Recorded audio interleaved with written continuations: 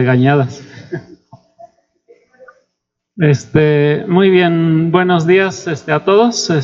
Muchas gracias por su asistencia, también para nuestros invitados especiales a este coloquio de sistemas dinámicos modelados por ecuaciones diferenciales, en el cual pues tendremos 2 días de trabajo.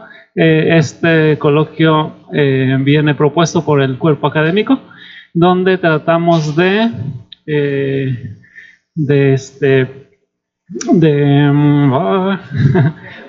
conjuntar varias áreas de las matemáticas, áreas así súper bonitas, importantes, pero que de repente están un poco aisladas. En particular, pues ecuaciones diferenciales pues tiene muchas aplicaciones. Análisis funcional es un poquito más teórico, pero se ha metido a ecuaciones diferenciales, y otra parte que es geometría diferencial, en particular grupos de Lie, que está un poquito más separado de aplicarse, aunque en las últimas décadas, digamos, se ha juntado mucho con análisis funcional, y en particular en los 80s como que hizo un boom en ecuaciones diferenciales, en buscar soluciones exactas para ecuaciones diferenciales usando simetrías. Eso que desde hace más de 100 años lo propuso Sopus-Lie. Entonces, pues esperemos que pues para los chicos pues sea algo fructífero el ver este tipo de actividades, este tipo de relaciones de las matemáticas. Varios de los trabajos que se desarrollan tanto aquí en la facultad como en la Universidad Autónoma del Estado de Hidalgo, pues se van a presentar. Pues me hubiera gustado ver a los chicos de semestres superiores de la licenciatura. Hay muy pocos en realidad. El detalle es que como ya termina el semestre, ahorita fui a verlos, pero están en exámenes. Entonces, pues bueno, ya habrá más oportunidades. Así es que mientras será una plática básicamente entre los que estamos trabajando en estas áreas, y pues esperamos tener más colaboraciones. Acercarnos un poquito más, que es algo que luego nos pega mucho, sobre todo aquí no sé cómo estén en Hidalgo, pero aquí en la UV es difícil establecer relaciones, sobre todo a través de cuerpos académicos, que alguna vez Brenda intentó organizar ¿cómo le llamaban a esta cosa? Una red, pero pues nada más se quedó en el inicio y no cuajó, ¿no? Pues yo creo que es muy importante el tener periódicamente estos eventos para que sí se fortalezcan esas redes, y esperemos que el año que viene ya tengamos más de otros estados también, ¿no? Entonces, muchas gracias por su asistencia. De nuevo, bienvenidos, y esperemos que disfruten estos 2 días de charlas.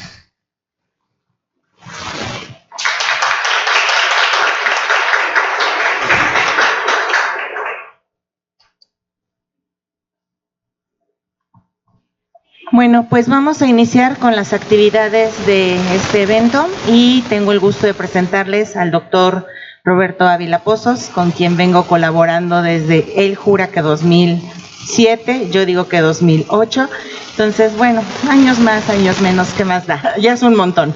Y bueno, pues él nos va a presentar modelos matemáticos en células pancreáticas. Adelante, doctor. Gracias. Yo esperaba los aplausos para el final. Ya me aplaudieron. A ver, cómo funciona. Este es el apuntador. Ahí está. Bueno, como ya les habían comentado, yo trabajo en la Universidad Autónoma del Estado de Hidalgo, y también estamos conformados en cuerpos académicos. Mi cuerpo académico se llama Matemáticas Aplicadas a Biología y Ciencias de la Computación, pero ya no lo puse ahí por cuestiones de espacio. Pueden ver ahí algunos personajes conocidos por ustedes. Esto que ven ahí es el entorno en donde está el área académica de matemáticas y física. Puse esta foto sin pedirle permiso a la doctora Brenda, así que si ustedes la ven ahí, háganle cuenta que está, para que no me cobre ese derecho. Y como bien les comentaba, pues venimos trabajando desde hace ya algunos años. Esta foto es de la Escuela de Modelación Matemática que organizamos en la UAEH año con año. En sus inicios se llamaba Escuela de Verano de Biomatemáticas, pero pues nunca era en verano, entonces ya por eso le dejamos ese nombre. Pero también llamarla Escuela de Modelación nos permitió abrir más la gama de charlas que se ofrecen durante una semana de cursos, y cada año tenemos invitados de distintas instituciones, y la doctora Brenda desde hace muchos años colabora como parte del comité organizador. Entonces, pues por eso está ahí. Bien, yo les voy a platicar de un problema muy interesante en el que recientemente estoy trabajando.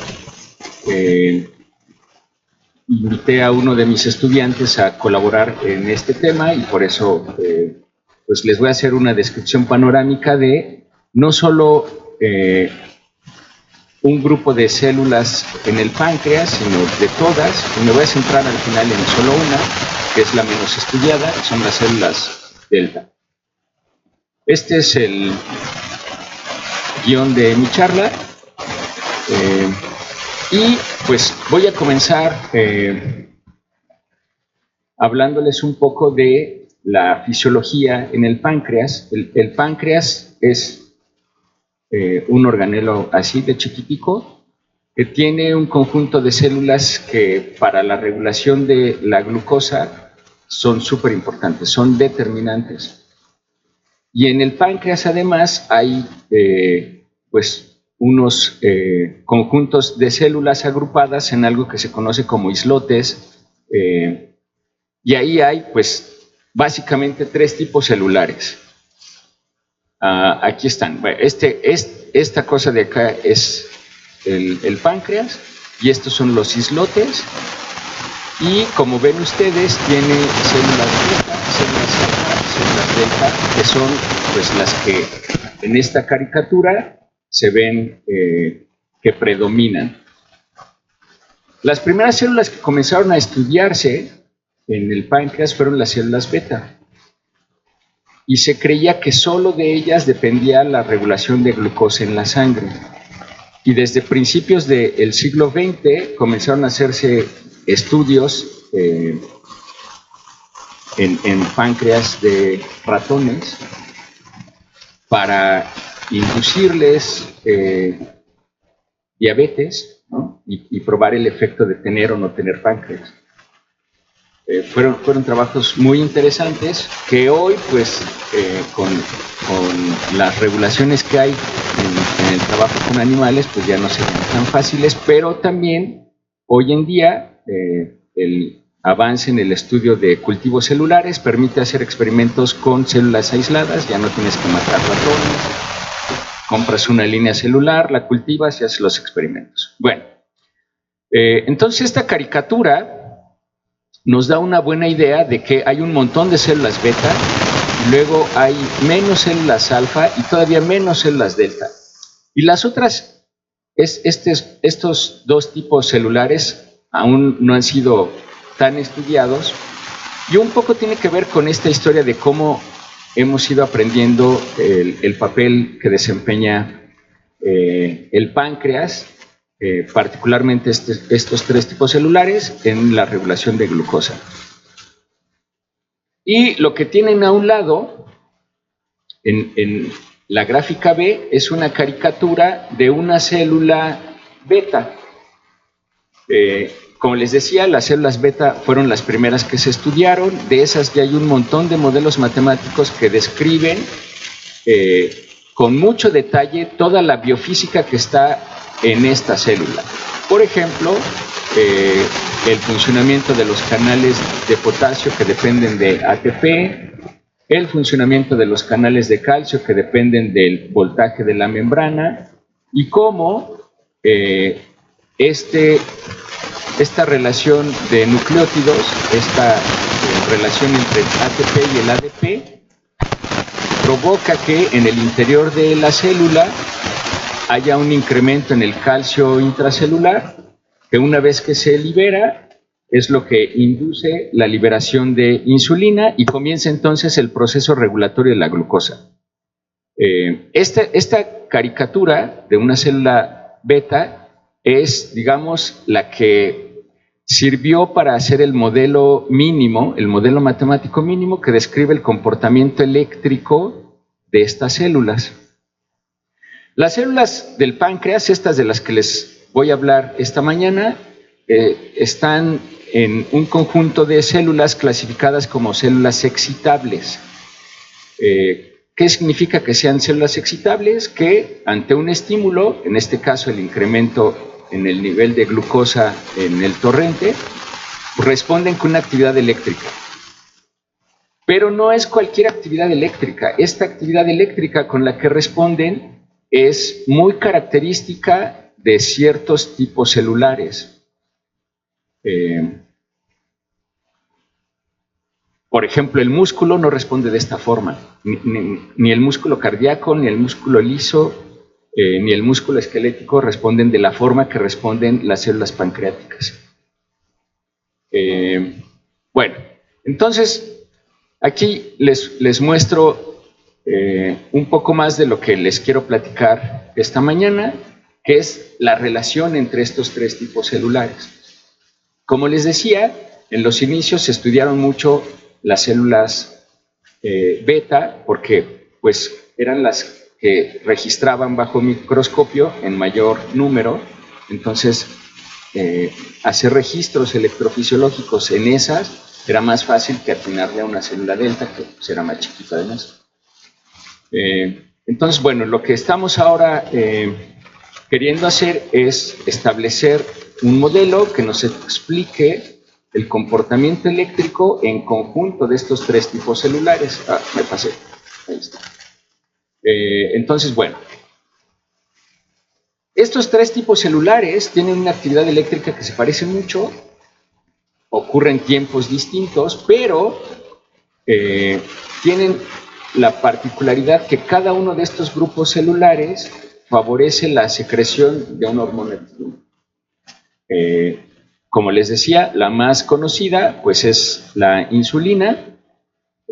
Las células beta se encargan, una vez que se registra un incremento en el nivel de glucosa en la sangre, cambian las propiedades eléctricas de las membranas de estas células beta y favorecen la liberación de insulina, que entonces hace la función de regular la glucosa en sangre. Pero si esta glucosa, en lugar de incrementarse, disminuye, las que registran esa disminución en el nivel de glucosa son las células alfa. Y las células alfa, ¿cómo responden? También cambian las propiedades eléctricas de sus membranas y favorecen la liberación de glucagón. Entonces, es lo que dice esta caricatura, ¿no? Que las células alfa favorecen la secreción de glucagón y el glucagón actúa elevando el nivel de glucosa en la sangre. Una cosa que se ha aprendido también es que estas oscilaciones en los niveles de glucosa en la sangre es muy peligrosa para el organismo. Muchos de los problemas que tienen las personas con diabetes, como la nefropatía, como la neuropatía, o sea, todas las complicaciones asociadas a la diabetes se deben a estas oscilaciones en los niveles de glucosa. Entonces, recientemente, en los últimos 10 años, se comenzó a estudiar el papel de las células delta. Y el papel de las células delta parece ser que es este amortiguador para que si se levantó mucho el nivel de glucosa, la insulina no lo baje demasiado, de tal manera que no tenga que entrar en funcionamiento el sistema de regulación de las células alfa para elevarlo y esté así. ¿Y cómo se logra? Pues con otra hormona que se llama somatostatina, que liberan las células delta. Entonces, esa es la historia de lo que les voy a contar hoy. Bueno, con más detalle, les decía, se han hecho experimentos en los que se aísla una sola célula beta, y con experimentos electrofisiológicos que comenzaron a hacerse en neuronas y luego se hicieron en músculo, bueno, en todos los tipos celulares de células excitables que conocemos, pues se pueden hacer estos experimentos, de manera que se puede conocer con mucho detalle lo que ocurre a nivel de la membrana de una sola célula. Entonces, los primeros modelos de los que les voy a hacer mención, que incluso los voy a poner acá para que los vean, pues tiene que ver con este detalle biofísico de toda la maquinaria que hace que cambie el potencial en la membrana celular, de manera que en los depósitos de calcio que hay dentro de estas células también se manifiesten cambios que inducen la liberación de insulina. Al final de toda esta historia que les digo, pues el resultado es que se va a liberar insulina o no. Entonces, como ven ustedes, aquí hay estas caricaturas que ven aquí, se conocen como canales iónicos. Este es un canal de calcio tipo L, este es un canal de potasio que depende del ATP, este es el regulador del incremento en el nivel de glucosa. Este, digamos que es la parte de la célula que detecta el nivel de glucosa. Este es otro canal de potasio que depende del voltaje en la membrana, y este es un canal de potasio que depende de la concentración de calcio que hay dentro de la célula. Y podría mostrarles una caricatura con más detalles, y lo que va a suponer cada una de estas cosas es que pues va a modificar la dinámica, y entonces la ecuación diferencial que describe el cambio en el potencial de la membrana va a tener un sumando más dependiendo del tipo de canal que agregue, ¿no? Eso me da una idea cada vez más detallada de lo que ocurre a nivel de una sola célula. Bueno, esta caricatura pues es ya del siglo XX, del siglo XXI. Estas caricaturas son de este siglo. En el siglo XX, antes de que hubiera la microscopía electrónica, o sea, en la primera mitad del siglo XX, no se conocía con precisión que hubiera unas estructuras embebidas en las membranas celulares que permitieran el paso de iones. Cuando Hodgkin y Horsley proponen su modelo, pues ellos dijeron, hay unas estructuras que vamos a llamar canales por donde pasan iones, pero ellos se lo imaginaron. Entonces, para su época, el trabajo de Hodgkin y Horsley es potentísimo. Si ustedes lo ven ahora y les dicen, pues por este modelo, bueno, no fue por el modelo, pero es muy popular el modelo, y mucha gente cree que el premio Nobel se los dieron por la propuesta de ese modelo, pues no tiene mucha complejidad hoy. Pero en la primera mitad del siglo XX, proponer ese modelo a ciegas, porque no podían ver esta estructura que yo les estoy contando, fue un hitazo. Y comentaba con José Juan y Alfredo esta mañana cómo a partir de resultados experimentales en una época que no tenían calculadoras, computadoras, no tenían computadoras como las que tenemos hoy en día, todo ese conjunto de datos experimentales que le dieron forma al modelo, un trabajo de meses. Bueno, eso es una historia muy bonita. En las células alfa ocurre algo similar, ¿no? Tengo el sensor de glucosa. A diferencia del que tienen las células beta, lo que registra es que disminuye la concentración de glucosa en la sangre, pero también tenemos canales de potasio que dependen del ATP, canales de sodio que dependen del voltaje en la membrana, canales de calcio que dependen también del voltaje en la membrana, y hay más de un tipo de estos canales, L, Q, entre otros, ¿no? Bueno, y aquí ocurre algo parecido a lo que les decía en el caso de las células beta. Hay también depósitos de calcio en el interior de la célula, que cuando se modifica el potencial en la membrana de la célula, al interior de la célula los depósitos de calcio se abren, liberan calcio al interior de la célula y eso favorece la liberación de glucagón. Y en el caso de las células delta, pues la historia se parece mucho en el sentido de que pues tiene su doble capa de lípidos, aquí está, pues esa es la membrana, tiene canales de calcio, canales de potasio, tiene un sensor de glucosa este modelo que ven aquí, esta caricatura que ven aquí, dice que las células delta que están junto a una célula beta tienen una comunicación eléctrica a través de estas uniones. Esa es una teoría interesante, pero limitada, y más adelante les cuento por qué. Pero el problema que nosotros queremos resolver, esta parte es crucial. O sea, si nosotros consideramos que efectivamente hay uniones eléctricas, el problema a resolver es uno. Si no hubiera estas uniones eléctricas, el problema a resolver es distinto, porque entonces la comunicación no se da de manera eléctrica, sino química, y pues viene otro modelo. Bueno, entonces, aquí un poco del resumen de este rollo que les acabo de echar. Ya centrándome particularmente en lo que hace la célula delta. La célula delta, entonces, de manera global, cuando cambian sus propiedades eléctricas, tiene disparos de potenciales de acción que hacen que se libere somatostatina. Y esa somatostatina, entonces, actúa sobre las células alfa y beta.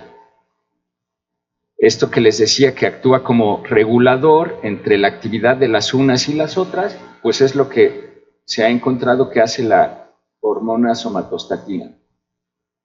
¿Qué más rollo? Bueno, pues esto que escribí aquí tiene que ver con esa caricatura que les mostraba, en donde ese modelo supone que sí hay uniones eléctricas entre las distintas células, ¿no? Los tres distintos tipos celulares. Como ven aquí, yo incluí más tipos celulares más tipos de canales de calcio, hasta 4 diferentes puse aquí que se han encontrado en las células delta. Bueno, acá les platico un poco cómo es que hemos llegado a la conclusión de la forma que tienen los modelos matemáticos que describen esta actividad eléctrica.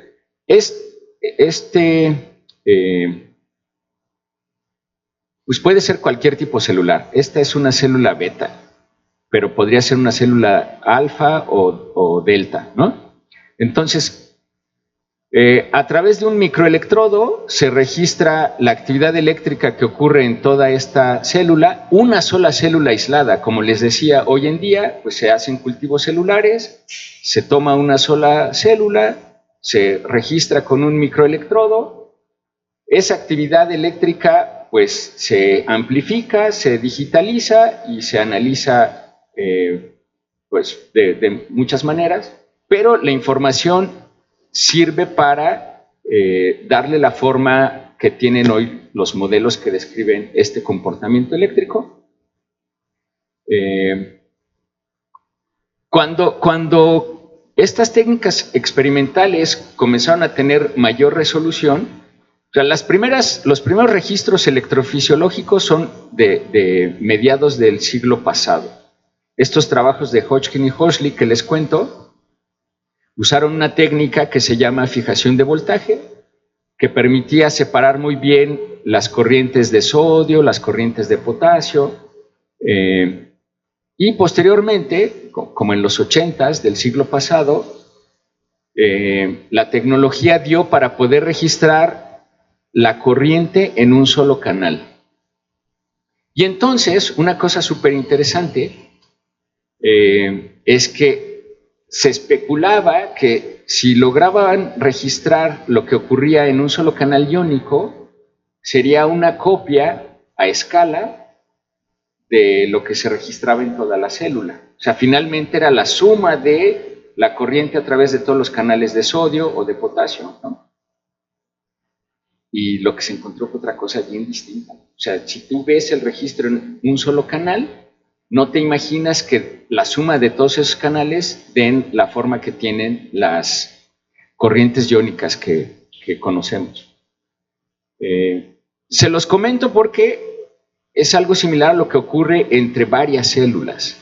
O sea, lo que tú registras en una sola célula, tú esperarías que fuera el resultado de lo que ves globalmente en todo el conjunto de un islote de Langerhans. Y no. Bueno, este edificio que ven aquí es uno de los que conforman el área académica de matemáticas y física. Aquí a la vuelta está la ventana de mi oficina. Y el edificio que ven acá al fondo, que tiene varios niveles, es un edificio de laboratorios. Esta es una versión de un modelo para células delta. En esencia, es un modelo tipo Hodgkin y Huxley. Si ustedes conocen el modelo de Hodgkin y Huxley, quítenle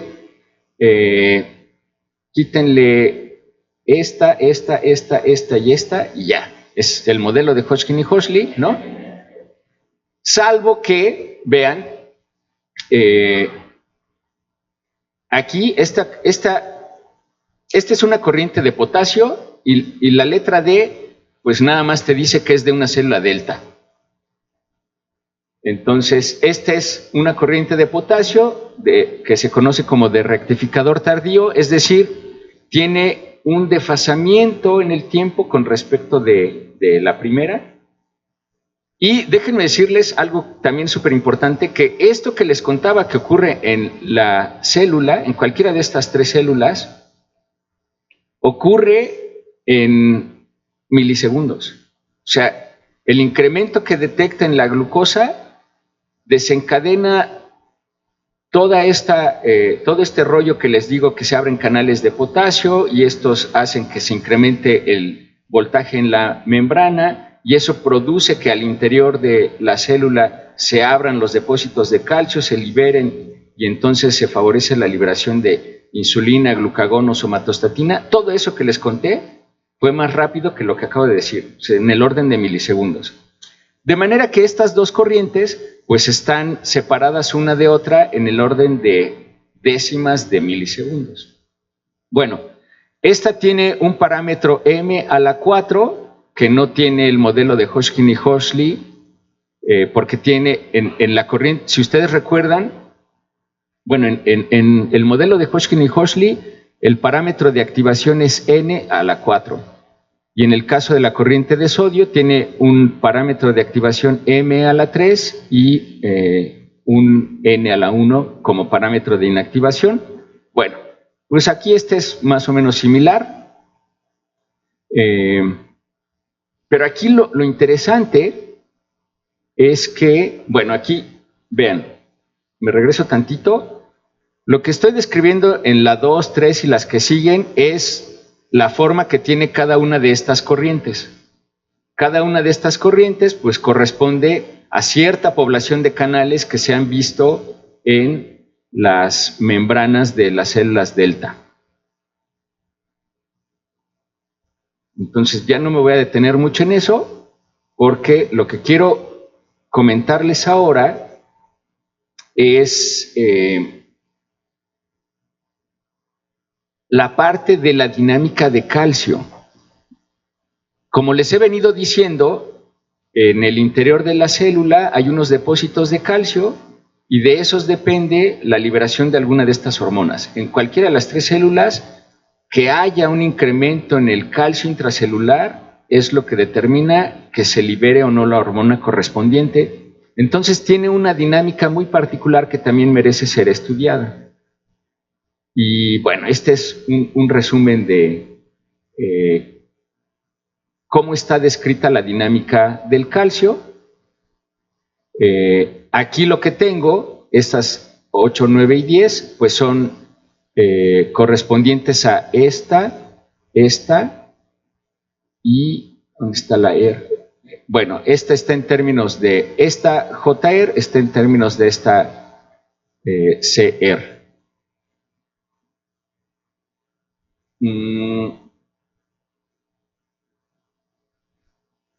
Entonces, de manera experimental, pues se hacen estudios para ver qué forma podría tener esto que ustedes ven acá. Ay, perdón. Esto que ustedes ven aquí son propuestas de cinética de primer orden. Y pues se propone que sean de ese estilo porque es lo más sencillo, ¿no? Y entonces para darle la forma final que hoy conocemos, pues se hacen experimentos de distinta índole, sustitución iónica o bloqueadores, o incluso, más adelante les comento, hay algunos experimentos donde dan pulsos de luz. O sea, como responden a diferentes estímulos los canales que están en estas membranas, pues de esa manera se va elucidando la forma que tienen estas cosas, ¿no? Bueno, aquí no me voy a detener.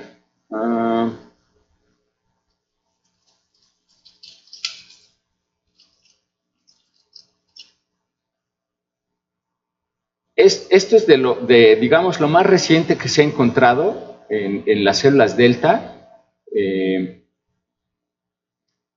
Y es importante, y se los menciono porque supone que la respuesta de estas células está mediada por que hay un contacto entre las células delta y las células alfa. Y pues se propuso que tuvieran una respuesta de este tipo, ¿no? Que es pues básicamente una proporción. Ahora les voy a mostrar unas simulaciones. Esta es una foto tomada desde la torre de posgrado de nuestra universidad. Esto que ven aquí es el pabellón, que es como un centrito comercial. Y este edificio que se alcanza a ver aquí es el que les decía que es donde está mi oficina. Se ve más bonito desde arriba. Bueno, estas son unas simulaciones déjenme, de esto que está aquí, yo resuelvo numéricamente para el voltaje de la membrana y lo que veo es esto. Este comportamiento, esta es una simulación, se ve muy bonito. En la vida real se parecen mucho a esto, con más ruido porque son del orden de milivolts, pero digamos que esta es la actividad eléctrica clásica de estas células pancreáticas. Y si no tiene esta forma, no se libera ninguna de las hormonas. Eso es súper importante. Y bueno, esta es una sola de estas, ¿no? Y aquí lo que estoy graficando es el incremento en el calcio intracelular. Si esta gráfica no tuviera esta forma, yo no podría ver esto. O sea, depende directamente del comportamiento del calcio intracelular que tenga esta respuesta la célula pancreática. Si cambias el calcio intracelular, bueno, entonces una cosa bien bonita de los modelos es que en lugar de hacer experimentos farmacológicos, pues tú puedes hacer experimentos numéricos.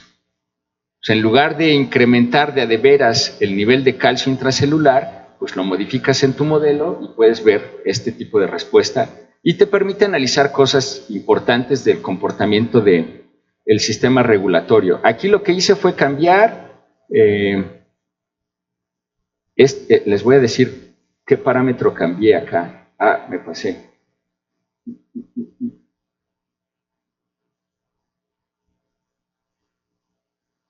Este parámetro F que ven aquí en estas tres es el que cambio para tener estas distintas gráficas. No cambié nada más, solo ese valor de F. Ahora, si lo que modifico, lo que hacen los fármacos que se usan en el tratamiento de la diabetes son modificar la conductancia del potasio. Si yo modifico la conductancia del potasio, entonces, pues, puedo tener cosas como esta.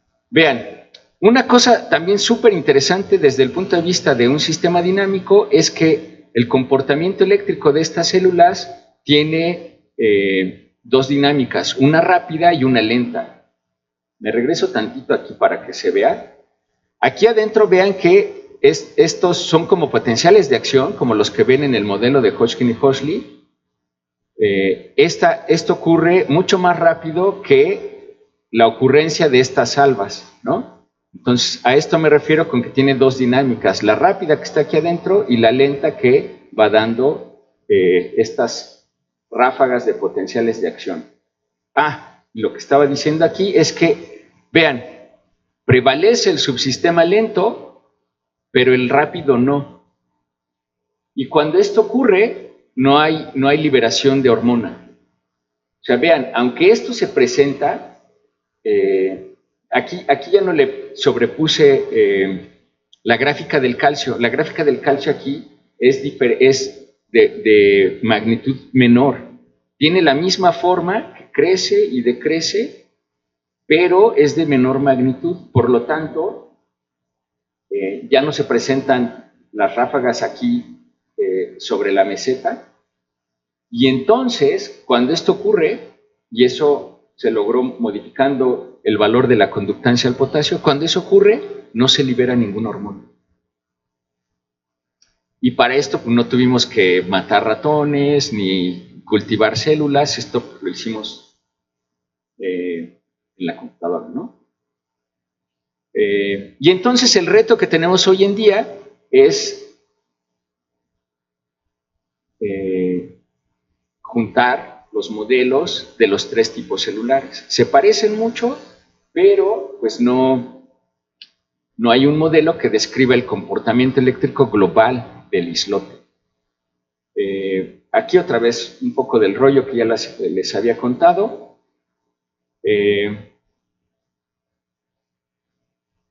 La justificación que siempre ponemos para hablar de la importancia de modelar estos tipos celulares, pues es un problema de salud pública, no solo en México, en el mundo. La diabetes es un problema de salud pública. Y en México particularmente, los problemas asociados a la diabetes, pues incrementan los costos de atención, ¿no? O sea, un paciente que tiene diabetes y que es controlado, pues puede vivir el resto de su vida bien o muy bien. Pero si no se cuida, empieza a tener complicaciones que para cualquier sistema de salud son costosísimas. Entonces, bueno, eso justifica la importancia de estudiar esto.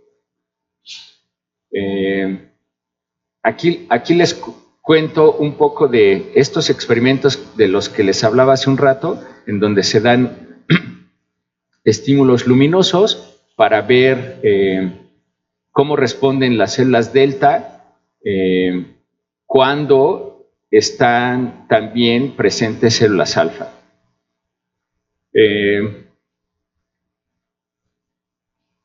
No me voy a tener ahí tanto porque la parte que les quiero contar pues tiene que ver con esta caricatura.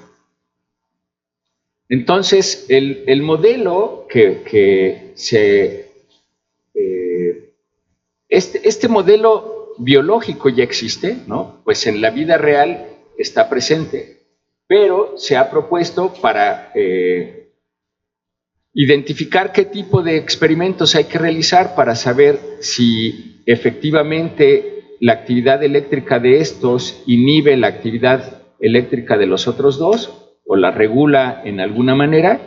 bueno, este modelo ha servido para guiar esos trabajos experimentales.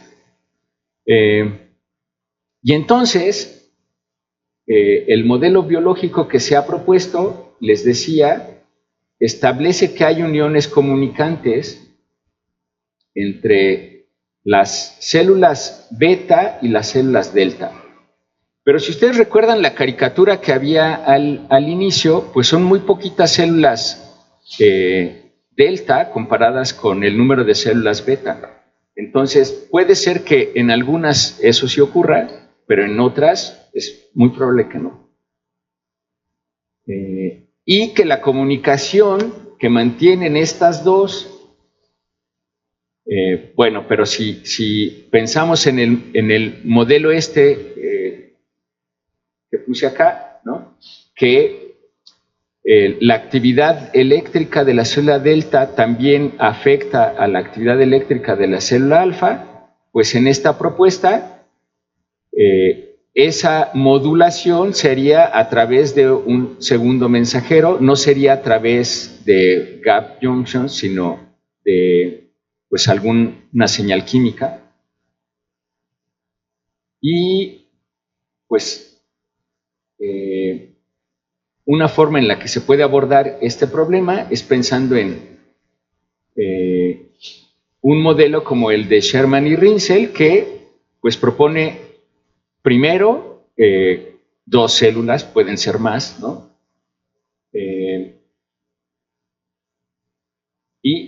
Perdón. Aquí lo bonito de este modelo, esta parte es como el modelo de Hodgkin y Horsley, pero esta parte lo que te devuelve es la dinámica la dinámica rápida y la dinámica lenta. Y este parámetro beta lo que te dice es qué tan cercanas eléctricamente están una célula de otra. O sea, esto lo que va a mediar es la conductancia que estaba aquí en esta caricatura. Esta que está aquí, estas uniones comunicantes tendrán una conductancia que en este modelo está descrito por este parámetro beta. Como les decía, la función f es tipo Hodgkin y Horsley, y la de la dinámica rápida y lenta, pues es, como les decía, muy similar a las que has visto en otros tipos celulares, como esta, ¿no? La corriente de calcio, la corriente de potasio, son tipo Hodgkin y Horsley, aquí me falta un paréntesis. Y vean, esta X puede ser MN o S, y lo que te da es el parámetro de activación de estado estable, que pues es de este tipo, ¿no?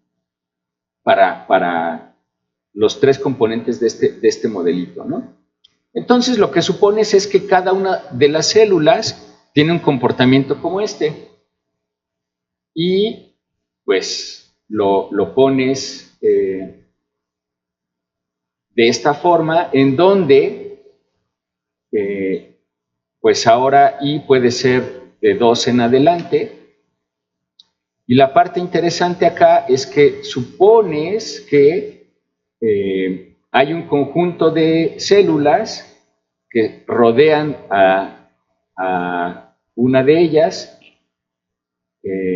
pero este modelo lo que supone además es que estas células que rodean a la de interés, a la iésima, tienen pues una unión comunicante.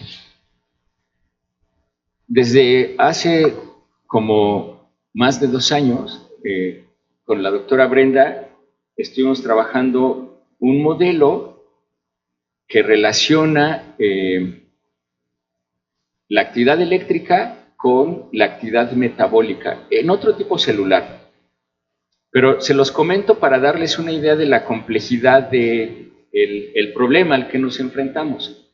Como ya se ha visto experimentalmente que no todas tienen uniones comunicantes, sino que unas tienen uniones químicas, Entonces, el proceso químico, lo que ocurre ahí en el interior de la célula, pues tiene un modelo en tiempos distintos de los tiempos en los que ocurren los cambios en el potencial en la membrana de las células, y unir eso, pues es el reto. Ya con la doctora Brenda llevamos como 2 años trabajando en este modelo eléctrico metabólico y no tenemos resultados. Bueno, y aquí les muestro, ya casi para terminar, les muestro lo que les decía de, pues lo interesante del sistema dinámico que tiene, pues una parte rápida, una parte menos rápida, o sea, todo ocurre en el orden de milisegundos, pero sí alcanzan a distinguirse entre 2 dinámicas distintas, y entonces tú puedes pensar en N y S, estas de aquí, que ven acá, N y S como los parámetros de la bifurcación.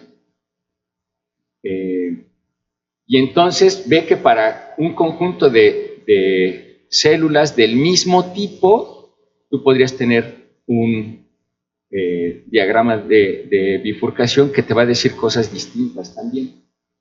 Y entonces, en lo que quizás no hice demasiado énfasis, es que en este modelo que incluya más de una célula, lo que estoy suponiendo es que todas son del mismo tipo. Entonces, el reto A es poner células, más de una, de distintos tipos. Y el reto 2 es agrégale aquellas células que no tienen este parámetro delta este parámetro delta que estaba acá, perdón, beta que estaba acá, que es la conductancia de las uniones comunicantes que hay físicamente en las células. Y creo que era todo lo que les quería contar. Yo soy Roberto Ávila Pozos, este es mi correo. Si les interesó esto, me pueden escribir y con gusto les puedo mandar más referencias. Muchas gracias.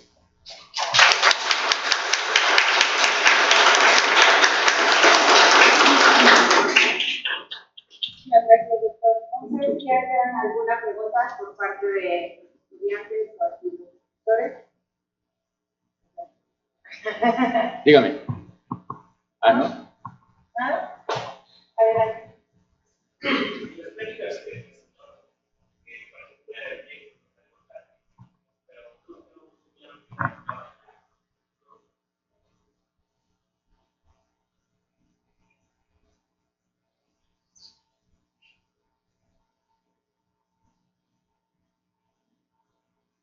¿Acá? Estas son potencial contra el tiempo y esta de aquí es la concentración de calcio intracelular contra el tiempo. Esta igual, solo que si ves, esta es una ampliación de una de estas. Nada más. La puse para ilustrar que aquí adentro hay muchas espigas que son como los potenciales de acción que describe el modelo de Hodgkin y Koszli, pero sobre esta cosa, ¿no? Y aquí no se alcanza a ver bien con ese detalle, por eso la puse aquí ampliada.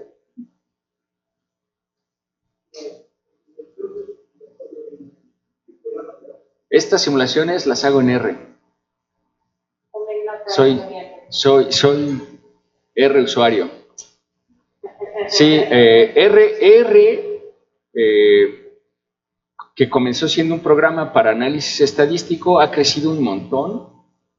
Durante la pandemia tuvo un paquete que hacía minería de datos y fue muy útil durante la pandemia. Cuando terminó la pandemia, quienes se dedicaban a hacer minería de datos dijeron, no, esa es competencia desleal porque pues R es gratis, ¿no? Y es de software abierto también.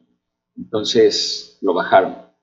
Pero R ha crecido un montón. Puedes resolver numéricamente ecuaciones diferenciales en derivadas parciales y es libre. O sea, cualquier cosa que se te ocurra, hasta una receta de cocina, te la encuentras en R.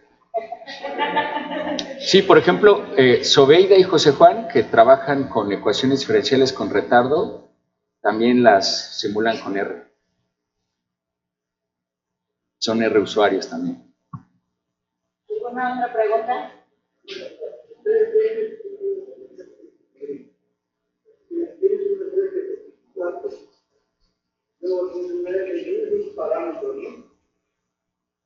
A ver.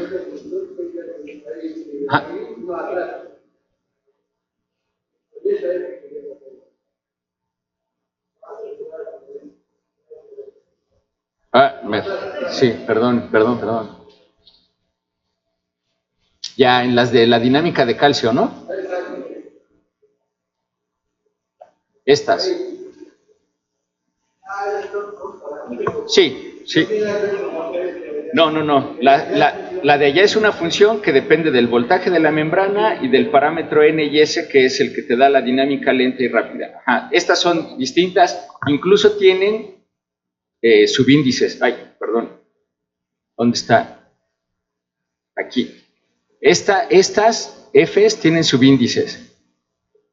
Para distinguirlas de las otras que son las funciones que describen las corrientes iónicas.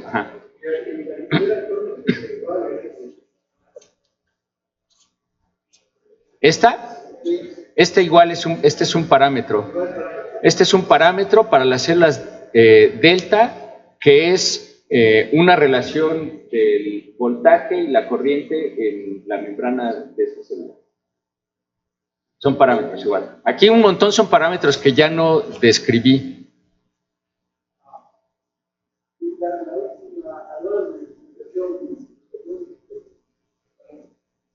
Las que les mostré eran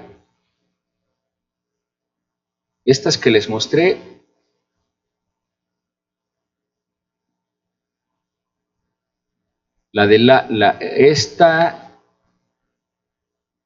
Aquí está. Tengo aquí estos dos parámetros, N y S. Y estas que están acá usan S. Aquí está, vean. El parámetro de bifurcación es S. Y es esta S que está aquí.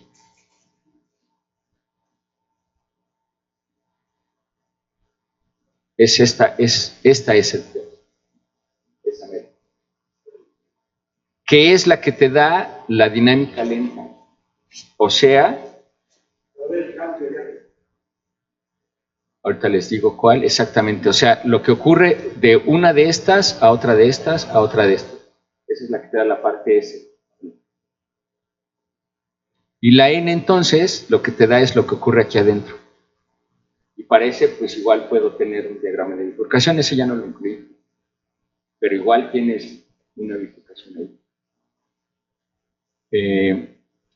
Y le puedes estudiar más cosas, como, pues si ves, esto es un oscilador, ¿no?